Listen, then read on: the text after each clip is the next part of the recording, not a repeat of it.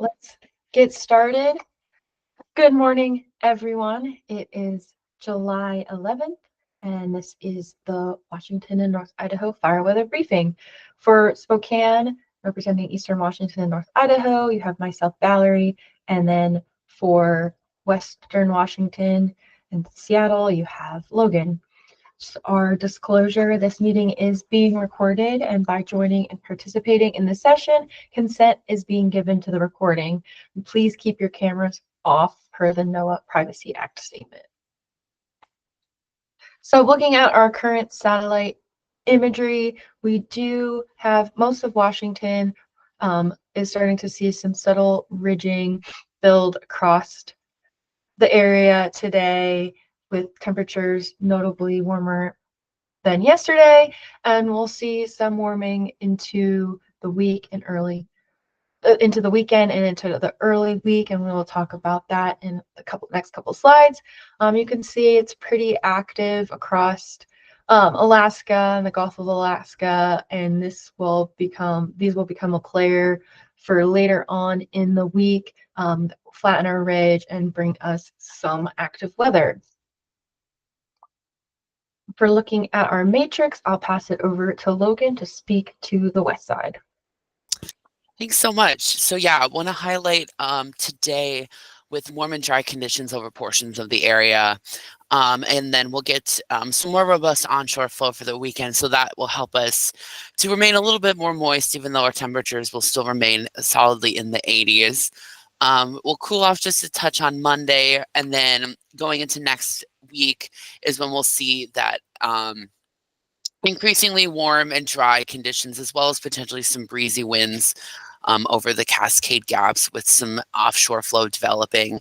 And then Thursday, those systems that Valerie is talking about will start to encroach upon the area. So with that ridge starting to break down, we could get a little unstable as that trough approaches here. But that does depend on kind of how exactly the evolution of that system occurs. So still quite a bit uncertain at this point, but did want to start to highlight that, as that could be potentially important. Thank you. For Eastern Washington, well, temperatures in North Idaho, temperatures will be a bit warmer compared to yesterday, but won't be as hot as we get into the weekend, and winds will be not as breezy. And then for Saturday, that's when we'll start seeing a bit more warming, and with that onshore flow bringing some breezy winds, especially into Central Washington. Sunday is looking pretty complex right now. There is with a push of onshore flow, we'll see breezy and dry conditions across the Central Washington, and breezy in Eastern Washington, North Idaho as well. But what looks to be a bit more interesting is the unstable conditions.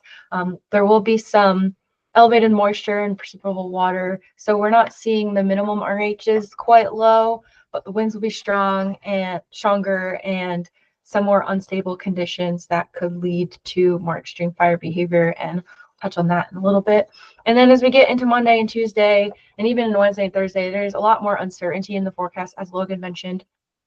But what has been pretty consistent is over the last couple of days in the weather models is a stronger push of north to northeast winds on Monday and Tuesday.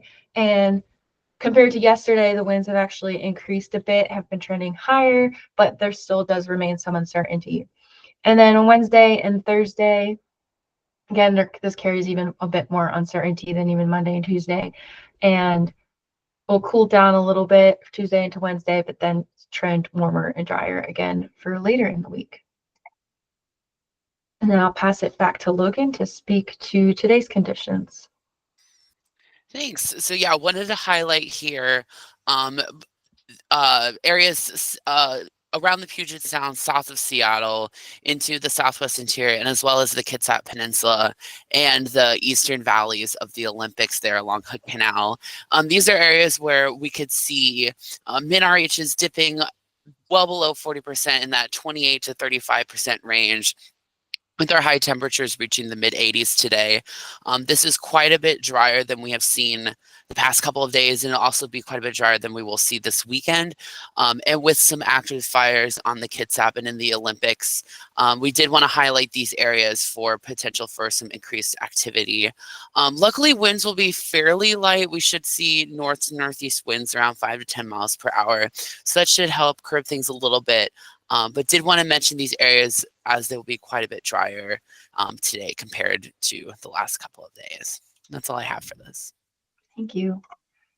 And as I mentioned, for Sunday is currently forecasted to be our hottest day of the week with temperatures in the 90s to low 100s, the hottest temperatures across central Washington and down in the LC Valley as well.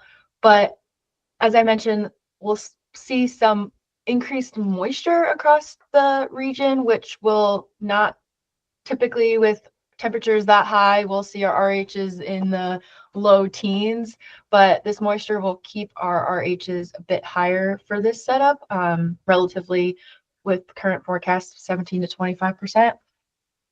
And then across central Washington, the winds will be the greatest concerns with west to northwest winds 15 to 25 miles per hour with gusts up to 40.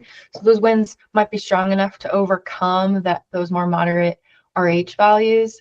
And then I also wanted to highlight across eastern Washington, and we do have large incidents ongoing, the Western Pines Fire and then the Hope Fire across northeast Washington. And the models are showing increased moisture, as I mentioned, and instability in combinations with those very hot temperatures that may support some increased fire behavior for those ongoing incidents. But some of the wild cards and still the uncertainty where it's not fully confident in this is that there will be a weak stable layer around in the low to mid atmosphere that may overpower those steeper lapse rates, and we also with that moisture might see some increased high level clouds that would lessen the heating. So if they can get some intense heating on those fires, if the cloud cover doesn't pan out as well, it could be enough heating to break that stable layer in 700 millibars and support some more intense fire behavior. So we're keeping our eyes on that, and we'll keep monitoring that over the next couple of days.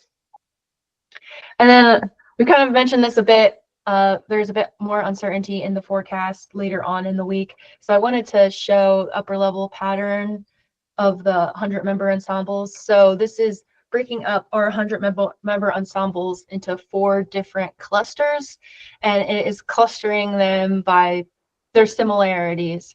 So cluster 1 and cluster 2, which is about a little more than 50% of the 100 model ensemble, are leaning towards that a deeper trough, digging into eastern Washington and North Idaho, with cluster 1 a bit stronger than cluster 2. And this would lead to cooler conditions, especially across across the region, most of Washington, North Idaho, but with stronger north to northeast winds across eastern Washington and North Idaho. So this scenario would result in much stronger winds, and which is why I highlighted those days as elevated, even though the temperatures would be a bit cooler. This would also result in some potentially shower conditions across northeast Washington and North Idaho, and potentially some thunder as well. And for western Washington, this would also be cooler, with more onshore flow during the day and offshore at night. And then for cluster 3 and cluster 4, which is about a little more than 40% of the membership, this would have higher heights and more ridging over the Washington and North Idaho, with that system more deflected to the east and into Montana and the northern plains. And this would continue our hot and dry conditions into the middle of next week, with not as strong winds for eastern Washington and North Idaho, less strong speeds, but still would have that easterly wind direction with a stronger offshore flow gradient for western Washington. So depending on which scenario eventually verifies, it could result in different critical patterns for the Eastern Washington or Western Washington, depending on the scenario. So just wanted to highlight that while we don't want to use definite terms for this period just because there is still a lot of spread in the models, but that is what we're watching. Their hazards, we don't have any hazards out right now. And for weather, I want to let Logan speak to the RHs on the west side. Yeah, so here, just to depict visually kind of what those RHs are going to look like. In Western Washington, you can see the lowest values will be around Seattle and southward towards Olympia, through the southwest interior, and then also through the Kitsap Peninsula and the eastern valleys of the Olympics, where we could see those RHs below 40 and potentially reaching into the 30s and perhaps the upper 20s locally in certain spots. Thank you. And I wanted to highlight, we'll have our maximum temperatures for today, definitely a bit warmer than yesterday, and we'll start trending warmer into Saturday and then Sunday as well. That's be our hottest day of the week with temperatures in the 90s to low 100s. And as I mentioned, the minimum RHs will be, when compared to the typical scenario when we're having temperatures that high, will be relatively more moderate with the increase in moisture. And for the winds across central Washington, right now our forecast does have northwest winds of 14 to 20 miles per. 14, it shows 14, but more likely 15 to 20 miles per hour, with gusts up to 30, 35, 40 miles per hour across central Washington. The caveat will be, since our RH values won't be getting as low for a typical setup like this, the overlap with the strongest wind and min RH might not line up as well, but the winds will be stronger and may be able to overcome that. And then just wanted to show the instability, so the mixing heights be pretty unstable across much of Eastern Washington and North Idaho, but especially Northeast Washington, with mixing heights up to 10 to 11,000 feet. And then this will also bring some 10 to 15% chance for thunder across Northeast Washington and North Idaho.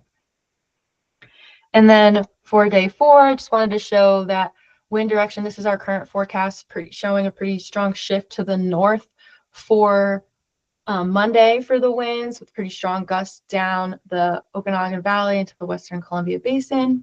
And then for Friday, we get a pretty, not Friday, I don't know why I said Friday, Tuesday, a pretty dominant shift to the northeast. So we're expecting wind shifts for Monday and Tuesday, and then into Wednesday when it shifts back. And while the speeds right now are a bit uncertain, there's pretty high confidence in that shift. And I'll pass it over to Logan to speak to west side trends. Thanks. So yeah, here just looking at Ohana-Pakash, you can see today those min RHs lowering compared to this weekend when we'll have some more offshore flow. And then you can see we cool off a little bit on Monday, so we have a little bit more moisture there. And then going Tuesday into Wednesday, we can see there in the winds that we switched to more offshore flow. And so you can see those lower min RHs during the day, as well as those poor moisture recovery at night, not reaching quite as high up to perhaps 40 to 50%. And then looking past that, it's still a little bit uncertain, but generally the idea is we'll get that trough back in here, and then we'll get some more moisture to get back in here, and we'll return more to the onshore flow pattern. Thank you.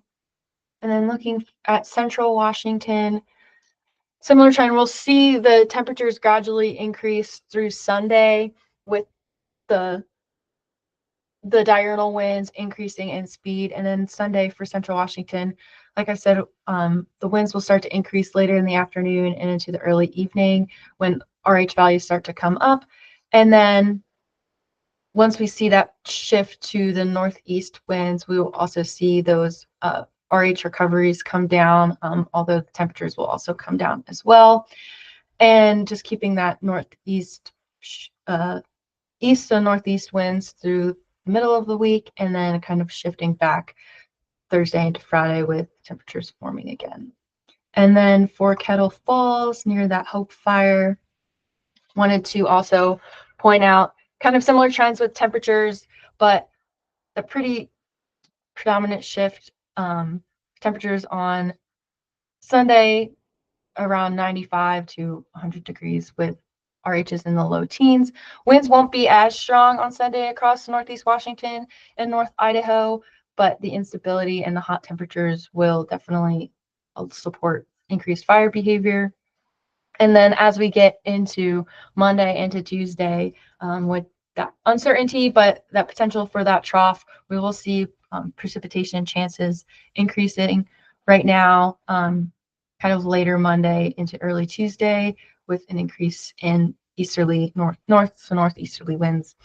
And then there is a bit uncertainty in the models on how much precipitation will occur depending on the strength of the trough, but that will be something we're keeping our eyes on. And then for the CPC outlook, kind of continuing that trend of above normal temperatures across much of Washington, North Idaho, and then kind of the Washington coast near normal, and keeping most of the region in near normal precipitation, but above normal across far northeast Washington and North Idaho if we keep an active period of weather with those troughs digging in across the Northeast. You can always do self-briefing at weather.gov/otx/fire dashboard. And this is where the recording will be. I'll stop recording.